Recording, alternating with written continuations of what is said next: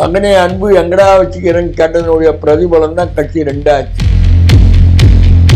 எடப்பாடி மூணாவது அணியோ நாலாவது அணியோ எம்ஜிஆர் மாதிரி வரணும்லாம் ஆசைப்பட்டாலும் முடியாது.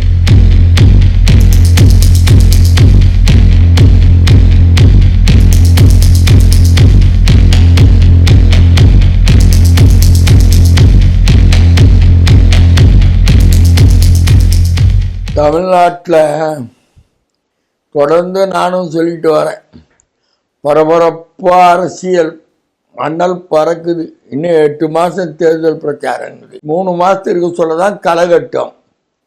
1 வருஷமாக ஓடின்னு இருக்கு. இன்னும் ஏடிஎம்கே கூட்டணி வந்துட்டா மாதிரியும் Edappadi Palaniswami minister, chief minister, யார் யார் மினிஸ்டர்னு இப்போ போட்போலாம் போட ஆரம்பிச்சிட்டாராம். ஊராக சுற்றுறாரு. சுற்றி அரசியல் பிரவேசம் எடுக்க வேண்டியது தான். அதில் ஒன்றும் எந்த விதமான சந்தேகமும் கிடையாது. பட் அதில் பேசுகிற இதுதான் பெரிய பிரச்சாரத்தில் பேசுகிற பாணி தான் மக்கள்கிட்ட போய் நிற்கும். நீ பேசுகிறத யாரும் தொண்டர்களும் நம்ப மாட்டான், பப்ளிக்கும் நம்ப மாட்டான். நீ இன்னும் பிரச்சாரம் டெய்லி பண்ணிட்டீங்கன்னா திமுகவுக்கு வலு. உன் பிரச்சாரம் டெய்லி செல்லூர் ராஜ்யம் மேலே ஏற்ற மாட்டான், கீழே இறக்குன்ற என்னையா அது? அவர் ஒரு முன்னாள் அமைச்சர். நல்லா நல்லா நல்லா தமிழ்நாட்டு முழுக்க பட்டி தொட்டு பூரா நீ பிரச்சாரம் பண்ணணும். உன்னுடைய வேன் போகணும். அப்போதான் உன் பிரச்சாரத்தினுடைய இது பப்ளிக்கு பூரா தெரியும். இந்த பக்கம் விஜய் மாநாடு ஸ்டார்ட் பண்ணுறாரு. விஜய் மாநாட்டில் பெரிய குண்டு போடுவார். அவரும் ஏகப்பட்ட மக்களை கூட்ட போகிறாரு. நான் தான்ட்டு அது 18 வயசுக்கு கீழே இருக்கிற கூட்டம்லாம் கணக்கு கிடையாது. பட் அவர் கூட்டத்தை பெரிய லெவலில் கூட்டணும் பிளான் பண்ணி ஆளுங்கட்சியை மிரட்டணும், பிஜேபியை மிரட்டணும்னு அவரு ஒரு கணக்கு போட்டுன்னு இறங்கியிருக்காரு. Child baby in political. சினிமாவில் ஒன்றா அவருடைய நாடகங்கள்லாம் நடிப்பெல்லாம் எடுபடும். காசு குத்து எம்ஜிஆர் மாதிரி வரணும்லாம் ஆசைப்பட்டாலும் முடியாது. பட் நடக்கட்டும். அவர் எப்படி பார்த்தாலும் ஒரு 10% ஓட்டு பிடிங்கிடுவார். இதில் எடப்பாடி மூணாவது அணியோ நாலாவது அணியோ, ஆனால் நிச்சயமாக 2வது அணி 3வது அணி ரேஸில் விஜய் களத்தில் நிற்கலாம். ஆனால் அதனுடைய இது எப்படி இருக்கும்னு அந்த நிலப்பாடு நெருக்கத்தில் தான் தெரியும். இதுக்கு நடப்புறோம். ஐயா சூப்பர் நடிகருங்க நடுறானா அப்பம் போல தான். அம்மாவை பார்க்க வந்தார், பார்த்துட்டு வாழ்த்தினார், போனார், எனக்கு வணக்கம் வச்சார், நான் வணக்கம் வச்சேன்னு முடிச்சார். என்னங்கய்யா உங்கள் ஊரில் பூ சுத்துறீங்க? அவர் ஒரு பொதுக்குழு கூட்டுறாரு, நீ ஒரு பொதுக்குழு கூட்டுற. இந்த பொதுக்குழு தான் உண்மையான பொதுக்குழு, அந்த பொதுக்குழு உண்மையான பொதுக்குழுன்னு உங்கள் சண்டையும் தேர்தல் கமிஷனுக்கு போயிடுச்சு. ஏடிஎம்கே எப்படி பன்னீர்செல்வத்துக்கும் எடப்பாடிக்கும் எப்படி தேர்தல் கமிஷன்கிட்ட போயிட்டு ஃபைட்டிங்க்கு போயிட்டீங்களோ, அதேமாதிரி மோடி அமித்ஷா திருவிளையாடல் பாமக கதை முடிஞ்சுது. அப்பா டிஎம்கே கூட்டணிக்கு போகணுன்றாரு, புள்ள பிஜேபி கூட்டணிக்கு போகணுன்றாரு. ஏன் புள்ள பிஜேபி கூட்டணிக்கு போகணுன்னா, பிஜேபி கூட்டணிக்கு போனால் அவர் வீட்டுக்கு இடி வரும், இன்கம் டேக்ஸ் வரும். ஏன்னா அவர் கணிசமாக வச்சிருக்கார். மகனே அன்பு எங்கடா வச்சுக்கிறேன்னு கேட்டதனுடைய பிரதிபலன் தான் கட்சி ரெண்டாச்சு. பொண்ணை நல்ல நிலைமைக்கு கொண்டு வரணும், பேரனை நல்ல நிலைமைக்கு கொண்டு வரணும்லாம் அவருடைய கணக்கு.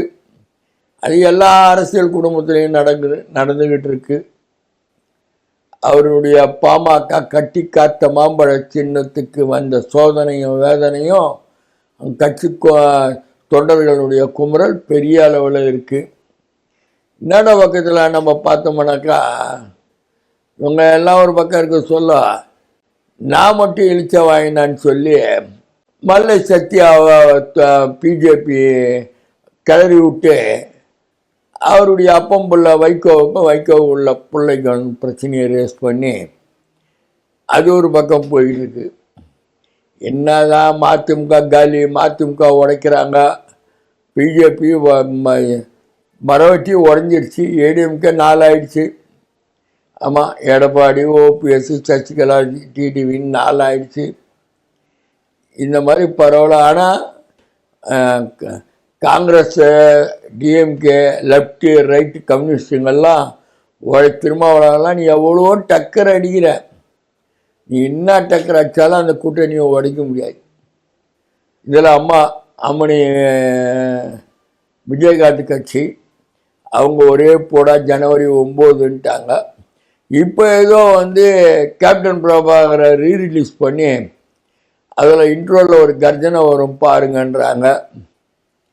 அது என்ன இதுன்னு அவங்க ஒரு ட்ரெண்ட் எடுக்கிறாங்க. அவங்க அநேகமாக டிஎம்கே கூட்டணிக்கு தான் போகிற மாதிரி பாவனெல்லாம் தெரியுது. யார் எப்படியெல்லாம் போயின்னு இருந்தாலும் திமுகவினுடைய அரசு இயந்திரம், தளபதியினுடைய அரசு இயந்திரம் பரவலாக்கப்பட்டு பட்டி தொட்டி போகிறா ஸ்டாலின் போய்கிட்டு இருக்கு. கட்சிக்காரங்களும் தீவிர பிரச்சாரத்தில் இறங்கி அவங்க பாட்டு அவங்க தேர்தல் பணிகளை ரொம்ப வேகமாக போய்கிட்டு இருக்காங்க. இதெல்லாம் ஒப்பிட்டு பார்த்தா மீண்டும் திமுக வர்றது உறுதி. சில 100 ஓட்டையாவது ஜெயிச்சிருவாங்க. சில லட்சம் இல்லை, 50,000 லட்சம் 25,000 இல்லை, சில 100 ஓட்டையாக ஜெயிச்சிருவாங்க. ஏன்னா விஜய் பிஜேபியை எதிர்க்கிறான், எடப்பாடி பிஜேபியை ஆதரிக்கிறேன், நயனாந்திர பினாமின்னு சொல்லிட்டு நான் எடப்பாடி பிஜேபி ஆதரிக்கிறார், ஏடிஎம்கே கூட்டணி அந்த தலைமையில் தான் கூட்டணின்ட்டு. விஜய் தன் தலைமையில் தான் கூட்டணி அப்படின்னு அவர் ஒரு ஜோக்கர் சீட்டை எடுத்து போடுறார். இவங்கெல்லாம் ஆளுக்கு 3 அணியாக பிரிய போகுது. 3 அணியாக பிரிய சொல்ல திமுகவுக்கு ரூட்டு கிளியரு. திமுக கூட்டணிக்கு சில 1000 ஓட்லையாவது சில 100 ஓட்லையாவது தொகுதியை கண்டிப்பாக பிடிப்பாங்க. அது நிச்சயமாக உறுதி. தேர்தல் கலை இப்படி பரவலாக போய்கிட்டு இருக்கு.